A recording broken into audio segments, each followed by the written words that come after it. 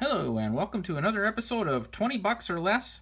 What can you do for $20? That's my weekly budget for Magic. And some weeks I go a little over, some weeks I go a little under, but I try and average it out. Last week I went a little over, so this week we went a little under. I've decided with these new sets, it's cheaper to actually just buy the singles of the rares and uncommons that you want because everything's really cheap relatively. There are a few things that are have spiked out, but I don't want those anyway. So this week I spent about $15 on some singles. So the first one I bought was a SRAM, the Senior Edificer. For 2 mana, you get a 2/2 body, and whenever you cast an aura, equipment, or vehicle spell, you get to draw a card. I'm putting this in a commander deck that I'm building around Dapala, the Pilot Exemplar, because I think she works really well as a commander and not so much in a standard 60-card build. So I actually have 2 vehicle decks going, because I do have my standard 60-card build that I'm working on as well. I think I'm going to buy 4 more of SRAM to put in my standard 60-card red-white vehicle deck, because I really am lacking that card draw that I had with Smuggler's Copter, and I hope that that will, in fact I know that will help make up for some of it. So the other cards I bought are a play set of Planar Bridge. When I saw this, I knew I had to have these. This is ridiculous. Comes into play for 6, and then for 8 mana you tap it and search your library for any permanent card, and put it onto the battlefield, and then search your library. So you can go get anything. So I bought these specifically for my modern green-red Tron deck. So I'll show you that deck in this video. But anyway, that's what I spent my money on this week. Like I said, I spent about $15 on these. So yeah, let's look at that Tron deck. Okay, so for those of you who may not know what Tron is, in Antiquities and then reprinted in Chronicles, and then I do believe there was also another reprint in a core set later on. Tron is referring to the Urza power plant, mine, and tower combo of lands that just develop in massive amounts of mana. What I'll show you what these are. Urza's Tower adds a colorless mana to your mana pool, and if you control Urza's Mine, Urza's Tower, and Urza's Power Plant, you instead tap and add 3 colorless mana to your mana pool. And so you want to get at least 1 copy of all 3 of these. Urza's Mine taps for 1 colorless, or if you control all 3, it taps for 2 colorless. And Urza's Power Plant does the same thing.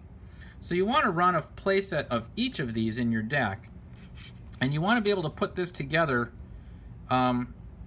every game and have massive amounts of mana available so that you can do really silly and crazy things.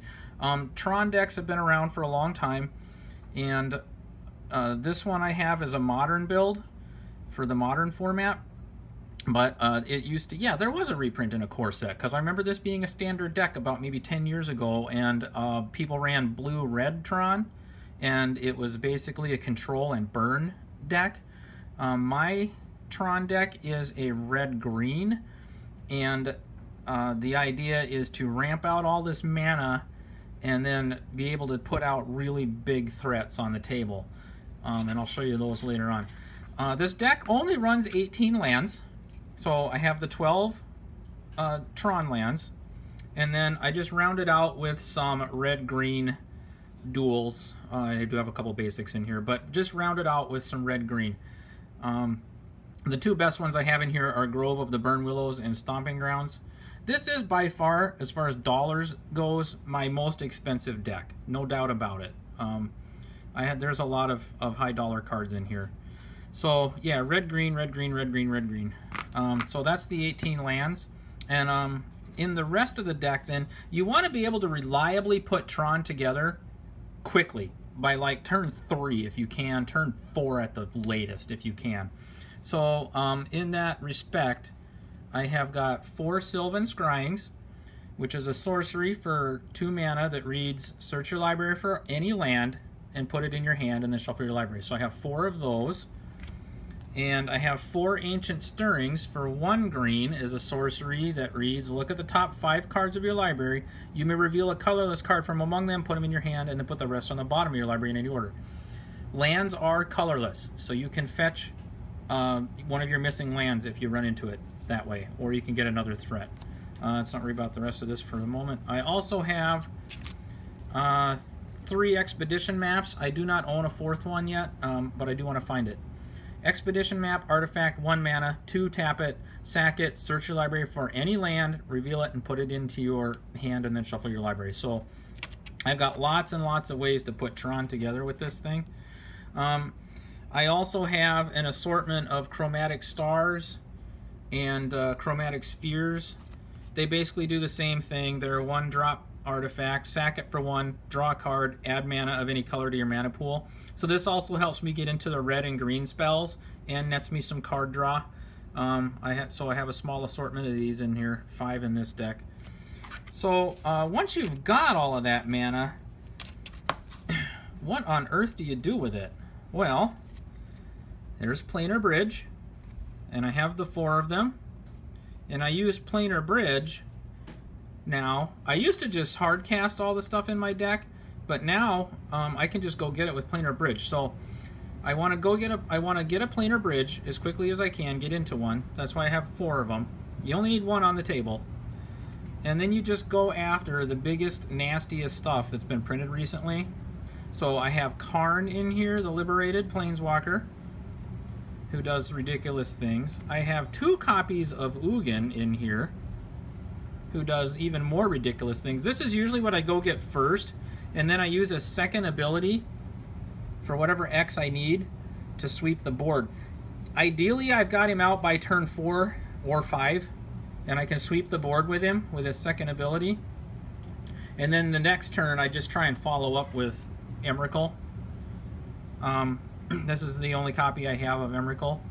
But I do run the other 2 Titans as well. And these are all from original Zendikar. So I have Ulamog and Kozilek as well. And then I also have a pair of Pathrazers, just for some extra beef, but I probably wouldn't need them. I could probably take these out now that I have the bridges. So then what else is in the deck? I do not own Spell Skites yet. I would like to get a couple. So instead I have a pair of Not of This World just to protect my Eldrazis once they're on the table. But I am still looking for some Spell Skites. So I have a pair of those. This counters any spell or ability that targets a permanent I control, but it does cost 7. But as long as you're targeting a creature that I control with power 7 or more, this is free. So that's what I use it for. And then I have some Oblivion Stones. This is basically board sweep, but you can be a little selective with it by putting fate counters on 1 or 2 of your permanents before you crack it. And then what do you do with the red and green? I have a lot of defensive. I run 3 fogs just to stay alive so I don't get overrun by smaller, faster decks. I run 4 Pyroclasms for the same reason, just to get them the smaller, more aggressive decks, keep them under control. Kozilek's Return for the same reason. And then, if all else fails, I've got some burn. I run a pair of Banefires. This gets around blue decks because it can't be countered if it's big enough. So that's my Tron deck. Thought I'd share that with you. Thanks for watching.